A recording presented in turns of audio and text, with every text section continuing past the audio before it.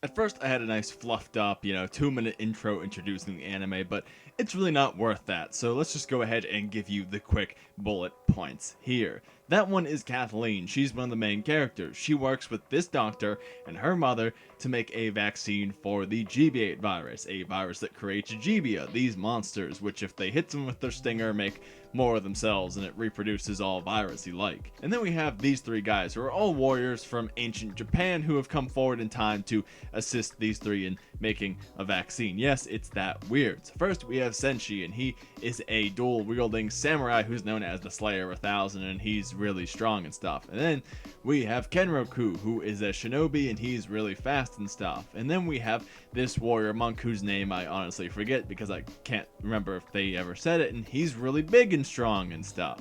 And other than that, there's only one fact you have to know about this anime. It's terrible. But I think there's a case to be made for watching Gibiate. Not for anything the anime has, but for what it lacks. So vigorously lacks. Also, because I know I'm going to get a comment or two about this, I am not comparing this terrible anime to very good anime. I am contrasting this anime against some very good anime. Big difference there. Not saying they're similar, so don't give me that comment. And why it's a refresher to remember just how great anime can be.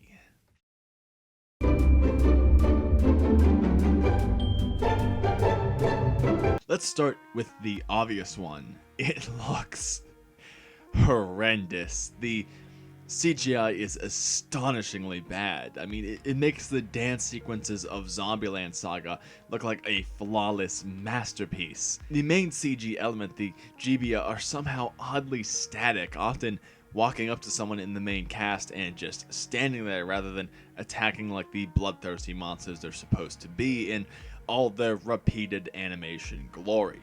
They have slight motion to them that somehow adds no natural feel at all, and even makes them feel more out of place, possibly because the standard animation is also so clumsy.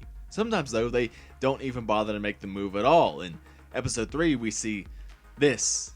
This legitimately looks worse than a PlayStation 2 cutscene, motherfucker. I mean, fuck. It sticks out like a sore thumb even more than usual because it's goddamn static. It doesn't move. Senshi gets all up in its face, and it looks like this. I don't even have words to describe how terrible it is. Look at this horror. Look at its stupid, dead, not moving eyes. This is animation in 2020. And this isn't even covering how awkward the standard animation is with body movements, like for running, jumping, sword fighting, basically everything about the anime. Fuck!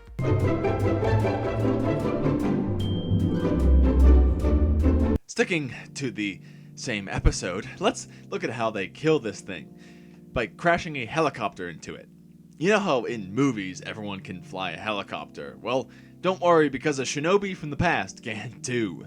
He makes a crack about only being able to crash it, but how would he even understand these controls? He's been in the future for about one day and they didn't make a big deal of him watching the controls or learning them or anything. He'd have no understanding of them as someone from the past. And not even to mention the third time traveler who just happens to be on the roof adjacent to them so he can squat up as well. Oh, and then by then everyone's already accepted that these are definitely men from the past who were brought here somehow. I mean, they questioned it for a bit, but then someone's like, hey, there's a virus going around that killed the Earth, anything could happen, and they're all like, yep, you're right, we should just accept time travel, and they do. This is part of the continuing pattern of things just happening. Like when the reactor at their base blows because we saw a spark on it. The old man that was with Kathleen when she saved Senshi and Kenroku just happens to go get a sword that he has for Senshi. Or how Kathleen's mom just happens to know the exact history that Senshi is interested in. Oh, and then later, the weapons of all three men from the past just happen to be in the same exhibit in the same shopping mall they all go to. This is a masterclass in why everything can't be a coincidence.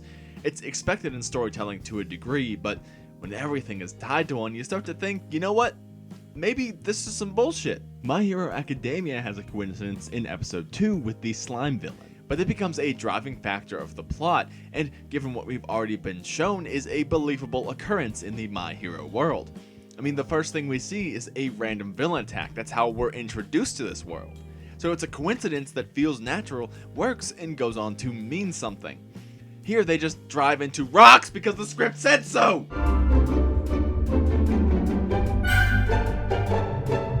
Now let's address what I call implied action. You've seen this before.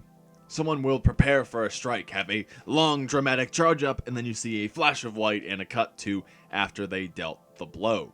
Or it can be a bunch of static images thrown together in a row with sounds, with yelling and slices, but no actual animation. Basically, they're tricks to have action without actually showing action. Usually it gets used for minor action in anime. Here it's 80% of the, and I hope you can hear the air quotes I'm using, action. Senshi winds up for a slash, and there's some yelling, and then the Gibiate are dead. Or he goes on a rampage, so here's a slideshow of how the carnage happened. Adding to this, there's no sense of scale or surrounding for any of the fights. We know what's supposed to be happening, but not really where or how. I mean, he isn't fighting through a hallway of Gibiate, but some abstract plane of them where they can be placed wherever they fit. Like this, where the background is meaningless color and shape. Or he'll be right next to one, but still run up to it before attacking it somehow. So nothing quite matters? Sure, he's supposedly cutting through tons of them, but wouldn't this be strengthened by seeing this all as one thing, knowing how he has to move and handle the crowd and his surroundings? Look at Cowboy Bebop, for example, when Spike assaults Red Dragon. He goes up an escalator and rigs it to explode behind him, so when they follow him, he detonates it. It's somewhat believable that he's taking down this whole building full of men, because he's using a known environment to his advantage. It feels like he's actually accomplishing something tangible.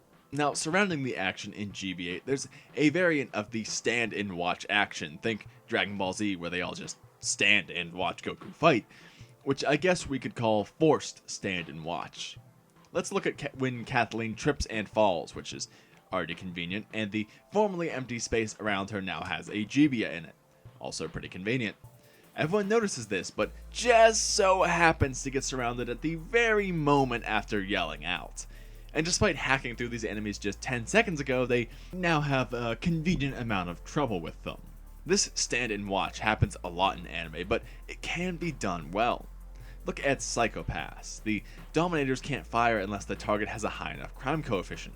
So having a whole scene where Akame doesn't shoot Makishima makes sense because she can't. They just don't work on him. So his villain monologue is justified. This standing and watching means something. She's not just letting things happen because the script said so. Here they can only hack through enemies when it's convenient for the story.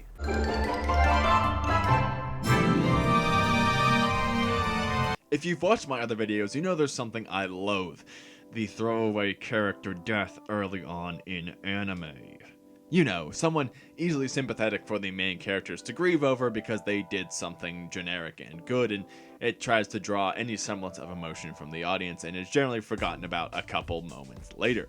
Gibiate takes this to the extreme with the character Maeda, an old man who gets Senshi a sword he uses for a couple episodes. He's also driving Kathleen around when they find Senshi and Kenroku, but she can drive herself, and other than that, he does nothing. But when he dies, they're not just crying or distraught, but they pull the whole ass Lion King seeing their face in the sky card. He's not a leader, he's not well respected, he's not a known person there, he's just another guy. It feels so overly dramatic for a throwaway character who had one job. And backing up all of the drama is his final moments where he goes on about how cool, he literally says cool, Senshi is, and he's glad he got to see something so cool before he died.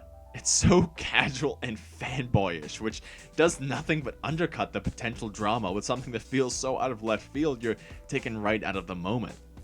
Let's think about Code Geass for a second, when Lelouch assists the rebels during a massacre and learns how powerful he is. It's like Death Note's Light had a baby with Psycho-Pass's Makishima, this manipulation and also philosophical villain goodness. But imagine if he spent 2 minutes ranting about how cool nightmares were before he started helping. It might make the moment seem a bit less meaningful, wouldn't it?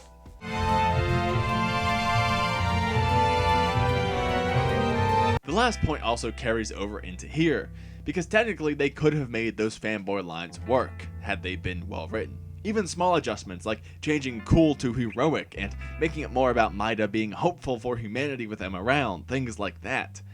And there's no end to those kind of awkward and clunky lines that get across a point but in very unnatural ways. I mean, Kathleen comes back to camp with Senshi and Kenroku and says, "Hey, I brought a samurai ninja with me," rather than actually explaining anything, and it's just cool with everyone.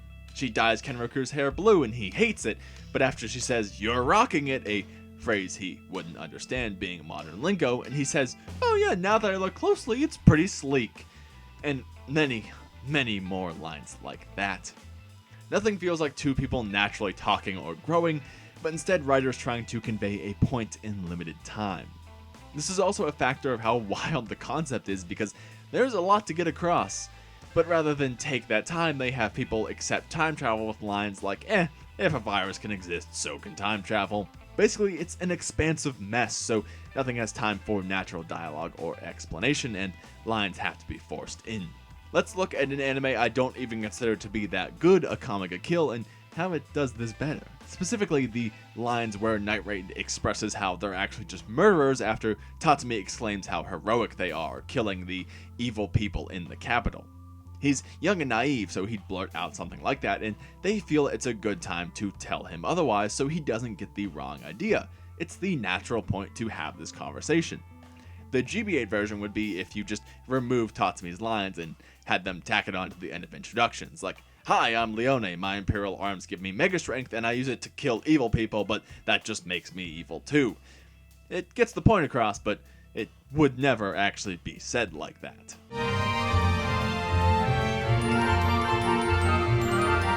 Here's a fun one.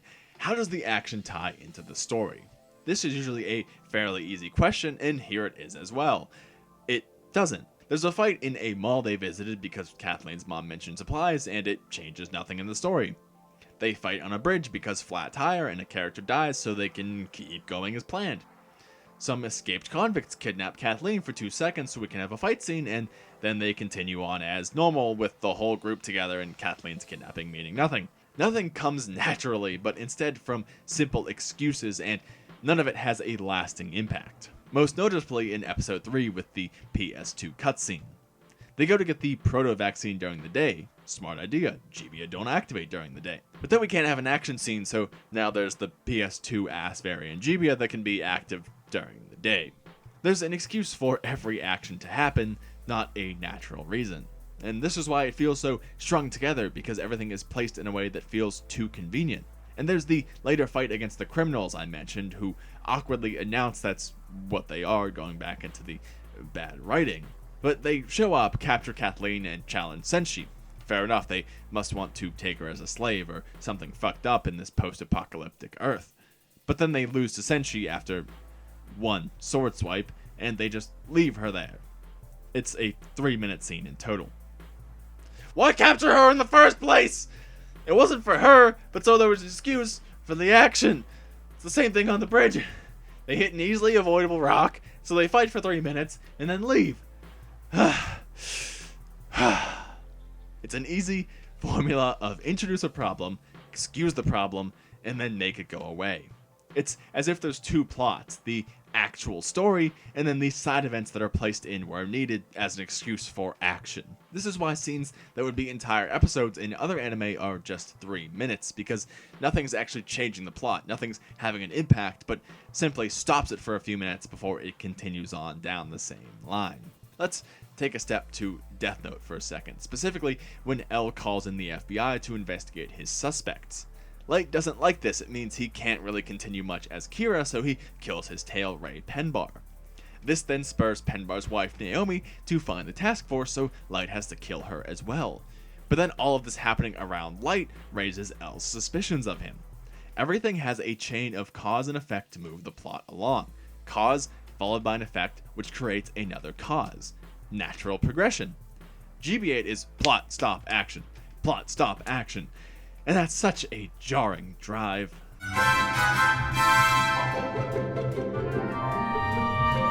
Comedy is an important point in serious anime because without moments of levity, there's nothing to help reset the viewer to a point where they can be tensed again and it all loses effect.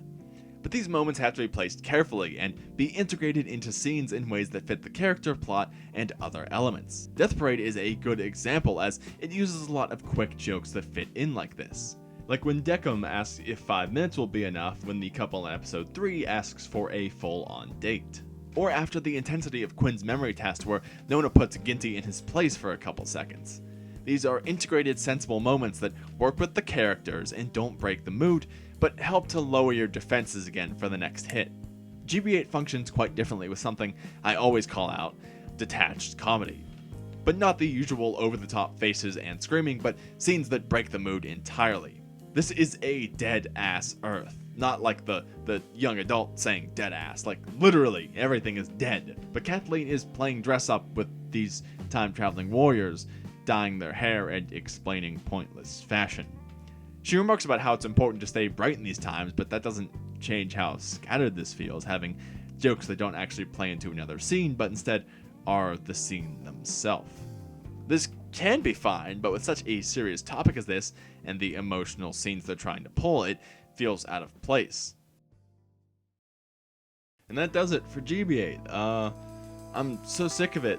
I never want to see it again that I'm not even going to make this outro clips from that. I'm going to pull clips from another video because I can't be asked to look at that for more time than I already have. And I know I did this to myself. I picked this for myself, but I couldn't pass up an opportunity to mention all of these things, all these aspects that are generally terrible, in one concise, nice package. Because these are issues I call out in a lot of things, and I found them all in one. Honestly, it's kind of impressive. I don't like being this negative. I generally try not to make very negative things like this, but it really can't be helped with this one. I don't enjoy putting down work that someone somewhere has probably put love into. This is probably something that someone on the team still is enjoying and believing they're making something they love. But sometimes you just have to call out things that are bad for being bad. Anyway, that's I think the little speech I wanted to make at the end there. I'm not really sure anymore. I think this anime has fried my brain back to levels of PS2 cutscene because I can't get that out of my head. But anyway, I'm going to stop rambling and just say, a link to my Discord in the description if you want to reach me, talk to me directly, chat anime with some other people. I'll also have, other videos on screen now. You can like it if you liked this video and want to see more, or dislike it if you didn't like it and don't want to see more, or even if you do want to see more and you want to see more not like this. The dislike and like are there. Comment what you thought. If you watched this for some reason and want to share your thoughts on it, anything I missed, I don't recommend actually watching it, but if you did and want to do that, that's fine with me. Also, consider subscribing if you want more like this. Not like this, really, but like the other videos that you're seeing on screen right now. Anyway, I'll just stop rambling and say thank you for watching, and I hope I'll see you again soon, and never talking about Gibiate again.